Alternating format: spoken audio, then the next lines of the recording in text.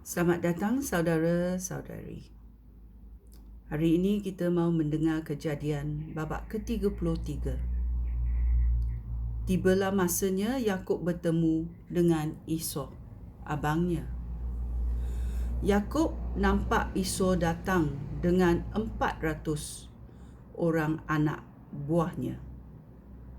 Oleh sebab itu, dia membahagikan anak-anaknya antara Leah, Rachel dan kedua-dua orang gundiknya. Dia menempatkan 2 orang gundiknya itu bersama dengan anak-anak mereka di hadapan sekali. Kemudian Leah bersama dengan anak-anaknya kemudian.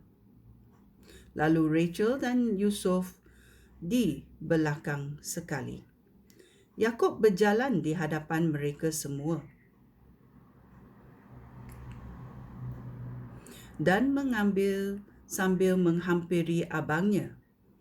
Dia sujud sampai 7 kali. Ya. Dia tahu dia bersalah. So dia sujud. Dia sujud 7 kali. Dia merendahkan dirinya. Ya. Tetapi Esau berlari mendapatkan Yakub, lalu memeluk dan menciumnya. Kedua-dua mereka bertangis-tangisan. Ketika Esau nampak semua wanita dan anak-anak itu, dia bertanya, "Siapakah mereka yang ada bersama-sama kamu ini?" Yakub menjawab, "Mereka itu anak-anak yang dikurniakan Allah kepada saya." Kemudian, kedua-dua orang gundiknya maju dengan anak-anak mereka lalu bersujud.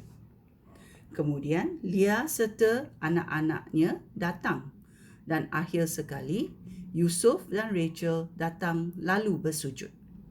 Esau bertanya, "Apakah maksud kamu dengan rombongan-rombongan yang saya jumpai tadi?" Yakub menjawab, "Untuk menyenangkan hati abang." Tetapi Esau berkata, "Harta saya sudah cukup. Adik tidak perlu memberikan hadiah kepada saya." Yakub berkata, "Jika saya menyenangkan hati abang, terimalah hadiah saya itu. Bagi saya, melihat wajah abang sama dengan melihat wajah Allah kerana abang begitu ramah kepada saya. Saya mohon, terimalah hadiah yang saya bawa itu. Allah sangat baik kepada saya dan memberikan segala sesuatu yang saya perlukan." Yakub terus-menerus mendesaknya sampai akhir Esau menerima hadiah itu. Kemudian Esau berkata, Marilah kita bersiap-siap untuk berangkat. Saya akan berjalan bersama-sama kamu." Ayat 13. Yakub menjawab, Abang tahu bahawa anak-anak ini lemah dan saya harus berhati-hati dengan semua ternakan yang sedang menyusui anak. Jika digiring dengan cepat-cepat, walaupun hanya 1 hari, semua kawanan binatang itu akan mati. Berjalanlah lebih dahulu, lalu saya akan mengikut dengan perlahan-lahan. Saya akan berjalan secepat mungkin bersama dengan ternakan dan anak-anak saya sampai dapat menyusul abang di Edom. Esau berkata, "Jika begitu, baiklah, saya tinggalkan beberapa orang anak buah saya dengan kamu." Tetapi Yakub menjawab, tidak usah bersusah-susah. Saya hanya ingin menyenangkan hati abang." Maka pada hari itu, Esau berangkat kembali ke Edom. Tetapi Yakub pergi ke Sukot, lalu mendirikan rumahnya di tempat berteduh bagi ternakannya.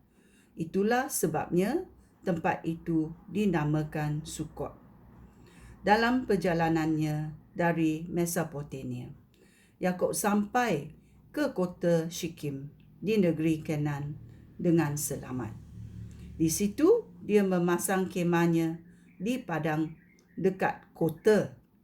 Padang tempat perkemahannya itu dibelinya daripada keturunan Hamor, bapa Shikem, dengan harga 100 keping wang perak. Kemudiannya, dia membina sebuah mezbah. Di situ, dia menamakan Allah Israel ialah Allah. Ya.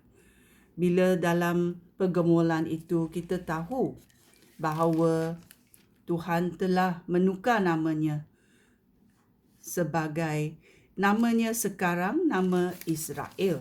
Dan pada masa itu, bila Yakub membeli tanah itu dari Hamor bapa Shikem dengan 100 keping wang perak, dia membina sebuah mezbah di situ dan menamakan Allah Israel ialah Allah, iaitu Allah, dia adalah Allah yang maha kuasa.